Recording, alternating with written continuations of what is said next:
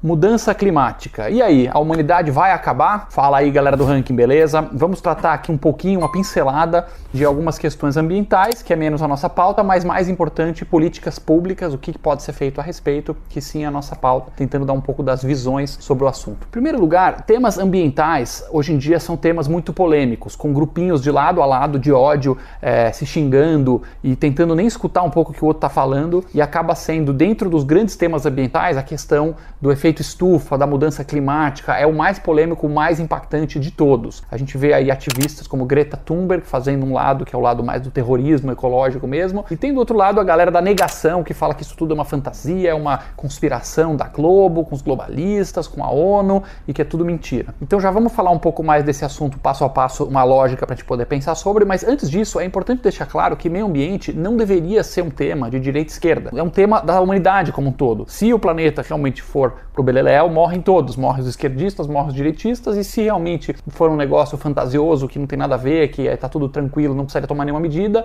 também impacta a todos. Agora, historicamente, é curioso que até mais ou menos os anos 50, 60 desse século, se você falar em meio ambiente, seria até um pouco mais o contrário. Você tem conservadores, pessoal de direita, que historicamente defendia mais a pauta de meio ambiente, e os tais de esquerda, os progressistas, que queriam aumentar a industrialização, melhorar a condição de vida para a base, estavam menos sensíveis a esse tema, mais a fim de crescimento econômico, de melhorar a vida da base e menos no meio ambiente. Por exemplo, o presidente Theodore Roosevelt dos Estados Unidos, um conservador, foi historicamente o que mais fez pela preservação, foi o cara que criou os maiores parques nacionais nos Estados Unidos para a preservação. Depois um outro cara que foi um marco, que criou a Agência de Proteção Ambiental nos Estados Unidos, foi o tão detestado, tão odiado Richard Nixon, também um cara de direita. Então até mais ou menos essa década, 50, 60, um pouquinho dos anos 70, você tinha conservadores liderando a luta pelo meio ambiente, depois acabou invertendo, tinha que ser uma pauta de todos. Vamos agora para a questão do gás carbônico, do efeito estufa, tal, que tanto se fala. Bom, a gente sabe que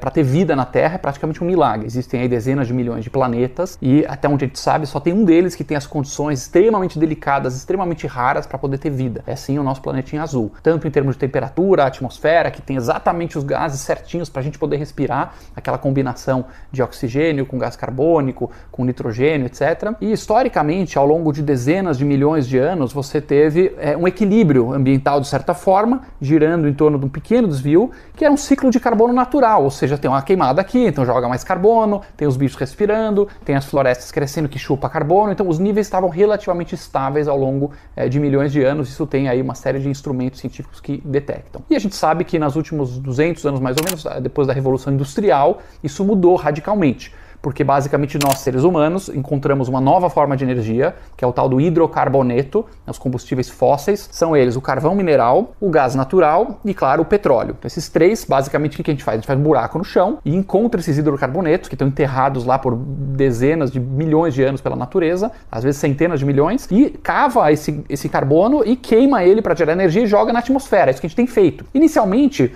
isso até foi considerado, curiosamente, uma coisa ambiental, porque quando surgiram os primeiros carros em Londres, por exemplo, a galera falava: nossa, isso vai ser muito bom para uma cidade limpa, em vez de ter aqui cavalo para todo lado fazendo cocô nas ruas. Descrevia-se Londres como uma cidade cheia de cocô de cavalo para tudo quanto é lado. Puxa, vai ter esses carros que são super limpos. E aí não se sabia que, claro, isso ia espalhar para burro. Automóveis e fábricas e caminhões para todo lado e usinas elétricas movidas a hidrocarbonetos, queimando carvão, queimando gás natural para gerar energia, e que isso ia ter um impacto global no meio ambiente. Que, obviamente, os cientistas divergem, né? Enquanto que é esse impacto, se é grave, se não é, etc.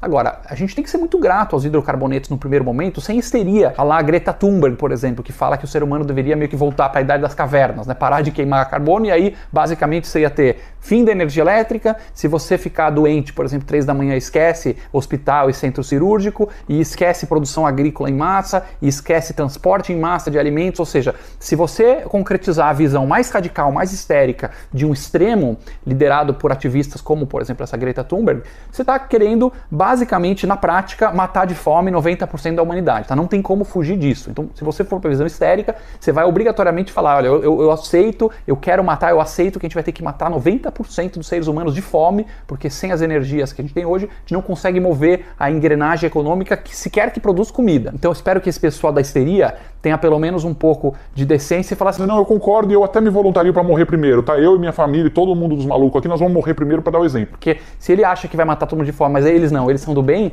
aí seria uma hipocrisia muito grande. Independentemente desse ramo mais fanático que quer voltar para o passado e cancelar a modernidade, é um fato que a gente começou como ser humano a mudar o perfil de consumo e de gás carbônico na atmosfera. Então aquele nível que era jogado sempre na atmosfera e que se reciclava naturalmente com as florestas, com as algas do mar, etc., a gente começou a desenterrar carbono e queimar, desenterrar carbono e queimar.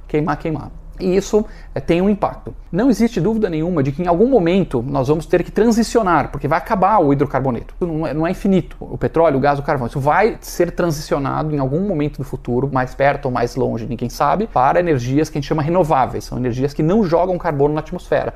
Por exemplo, solar, você capta a luz do sol e gera energia elétrica. Por exemplo, vento, que você capta a força do vento que vem, gira a turbina, gera energia elétrica. Até nuclear, por exemplo, é uma energia bastante limpa, porque você está usando combustível nuclear, não gera carbono na atmosfera, então ele é bem melhor. Então, que vai ter que transicionar em algum momento, não tem a menor dúvida. A discussão toda desse tema é em quanto tempo e qual o impacto. Então você tem basicamente dois grupos de cientistas. Você tem os otimistas e os pessimistas. Os otimistas falam assim, olha, temos muito tempo, não precisa se preocupar, esse negócio de carbono é um grande alarmismo, é uma grande histeria, esse negócio não tem problema nenhum, o ser humano está queimando carvão, mas isso não impacta no meio ambiente e a gente pode ficar sossegado. E os pessimistas, eles falam o seguinte, olha, isso aqui é extremamente sério. Se a gente continuar cavando carvão, petróleo e gás e queimando, nós estamos vendo já uma maior concentração de gás carbônico na atmosfera, está aumentando a concentração. Quando tem mais concentração, ele filtra menos a luz do sol, ele reflete menos a luz do sol que vem lá do espaço, e isso começa a aquecer a Terra. Então o nosso planeta está aquecendo muito rápido. Se você olhar ano a ano, você não percebe, mas se você pegar uma série histórica, fizer um gráfico, você vai ver que de uma temperatura relativamente estável, nas últimas décadas, nós estamos subindo muito rápido. E isso vai ser, segundo esse grupo de pessimistas, vai ser uma catástrofe. Do tipo assim, que as guerras mundiais, a bomba atômica, a fome, a doença, tudo, segundo esse grupo, tudo isso vai ser fichinha perto do impacto que vai ter a mudança climática. Nós estamos falando de planeta aquecendo de forma descontrolada, nós estamos falando de áreas de floresta e áreas verdes virando deserto em massa, o mundo ficando muito quente, o gelo do Polo Norte, o gelo do Polo Sul, quer dizer, o que foi chamar as calotas polares, derretendo, aumentando o nível dos mares, que aquele gelo todo derrete, e o mar subindo e inundando regiões litorâneas. Então, cidades inteiras que hoje estão perto da costa, onde moram bilhões de pessoas, mas bilhões, vão ficar inundadas e essas pessoas vão ficar deslocadas. Então, nós estamos falando, segundo esse grupo, tem o grupo do deixa disso, otimista, não é nada, não liga, e tem o grupo dos pessimistas que fala, isso é muito sério, nós precisamos imediatamente reduzir o nosso consumo de carbono, usar outras fontes de energia, migrar para outras fontes de energia, senão a humanidade vai estar em risco. Basicamente, a polêmica acontece entre esses dois grupos e seus seguidores. Nós, como leigos, que não sabemos direito tecnicamente, como é que a gente vai aqui na nossa vida saber se o clima está realmente mudando desse jeito ou daquele? Primeiro ponto, não que isso seja uma verdade absoluta, porque a maioria não necessariamente está certa, mas a gente precisa dizer que não são grupos equilibrados, tá? Não existe. Nós estamos falando no grupo dos otimistas, você tem de 5 no máximo, mas sendo muito generoso, não tem 10% dos cientistas no grupo dos otimistas. Está mais para 3, 4%. Os cientistas que estão nas melhores universidades do mundo, que não estão numa conspiração global, o cientista da Alemanha, o da Finlândia, o cientista da África do Sul, o cientista dos Estados Unidos, o cientista israelense, eles não estão numa conspiração global para te enganar, entendeu? Tipo, não, eu quero enganar e fingir que tem um problema maior. São pesquisadores que estão fazendo o seu trabalho, vendo o que tem de evidência disponível e apresentando os resultados, tá? 95, 97% do mundo científico acha que o negócio é sério. Não talvez tanto quanto uma Greta Thunberg, não de forma histérica, que temos, por exemplo, que voltar para a Idade da Pedra, mas são caras que falam, ó, tem que cuidar disso aqui. E tem uma minoria que fala, não, isso aqui não precisa preocupar, é tudo uma farsa, o ser humano não está mudando o planeta está muito bem, não precisa fazer nada. Qual que é a verdade absoluta? Eu não sei dizer, cara, você também não sabe, ninguém sabe. E a gente entende que tem grupos que são mais céticos, mais otimistas no negócio do meio ambiente, que aí pega esses cientistas, essa minoria e fala, não, eu achei um cientista também que fala aquilo que eu quero acreditar, e os outros todos são uma conspiração do mal, de 97% dos cientistas do mundo, eles são muito maus, eles estão conspirando para me enganar. Eu diria duas coisas pra gente pensar junto, tá? Porque também ninguém é dono da verdade aqui. Vamos pensar junto sobre o assunto. Se tem alguém que teria interesse, bolso, dinheiro, para fazer uma conspiração é mais o lado otimista. Porque o lado otimista fala que não precisa fazer nada e beneficia qual interesse? Quem que tem interesse no lado otimista ganhar? As empresas de hidrocarbonetos, né, de petróleo, gás natural, carvão, que querem continuar minando e vendendo o seu produto sem muita oposição. O outro lado, que é a energia limpa, é muito fragmentado. Não tem um cartel de 5, 6 empresas globais que mandam na energia limpa. Não tem. A energia solar é super difusa, a energia eólica, nuclear, são grupos totalmente diferentes. Se tem um grupo que poderia estar eventualmente, que eu nem acho que é o caso, tá? Mas se tivesse uma teoria da conspiração, ela estaria do lado da galera do deixa disso. E o segundo ponto, quando a gente tem um dilema, a gente tem que pensar no tipo de erro que a gente está disposto a correr. Esse acho que é o ponto mais importante. Você tem o otimista e tem o pessimista. Um tá mais certo, o outro tá errado, a verdade tá em algum lugar no meio do caminho aí, pode estar mais para cá, mais para lá. Vamos pensar junto primeiro o que acontece se o otimista tiver razão. Vamos supor que esse cara tem razão mesmo e esse pessimista não tem razão e por algum motivo a gente segue o pessimista. Nós, humanidade, a gente vai no pessimista, a gente acelera a migração de energia, a gente gasta uns bilhões de dólares aí, reduz o consumo de petróleo, gás e tal, e aí no final não precisava ter feito. Daqui a 50 anos a gente olha e fala, cara, não precisava ter feito, os otimistas tinham razão. O que acontece com a humanidade nesse cenário? Nada. A gente acelerou um negócio que já ia acontecer de qualquer jeito, que é a migração energética. Agora, imagina se a gente errar para o outro lado. A gente fica lá com os otimistas. Não, deixa disso, o otimista tem razão, é tudo uma conspiração desses cientistas, esses caras não sabem de nada. E os 97% de cientistas que estão alertando, vamos supor que eles tenham razão, que a gente não fez porra nenhuma, a gente podia ter feito, a humanidade continua queimando petróleo, queimando carvão que nem louco, a temperatura da Terra sai de controle, regiões inteiras começam a virar deserto, as pessoas começam a morrer de fome, os mares subindo, as cidades inundadas, as pessoas deslocadas. Quer dizer, a gente podia ter falado, cara, a gente podia 50 anos atrás ter seguido os pessimistas, melhorado um pouco o perfil econômico, a matriz energética, e não fizemos. Responde comigo, qual erro é menos grave? Qual é o lado da prudência? Qual é o lado do conservadorismo? Qual é o lado que a gente tem que cuidar da humanidade para a gente não dar um fim na história humana na Terra? Então, ainda que você tenha um forte ceticismo quanto aos ativistas ambientais mais radicais, coisa que vale a pena ter um certo ceticismo sim, vale a pena pela prudência a gente tomar as medidas. E basicamente, medidas tem um monte e tal, mas a mais importante delas é a gente começar a criar incentivos. Não precisamos aqui sair fechando indústrias, destruindo empregos, fazendo mudanças radicais. A gente consegue, através de incentivos econômicos do governo,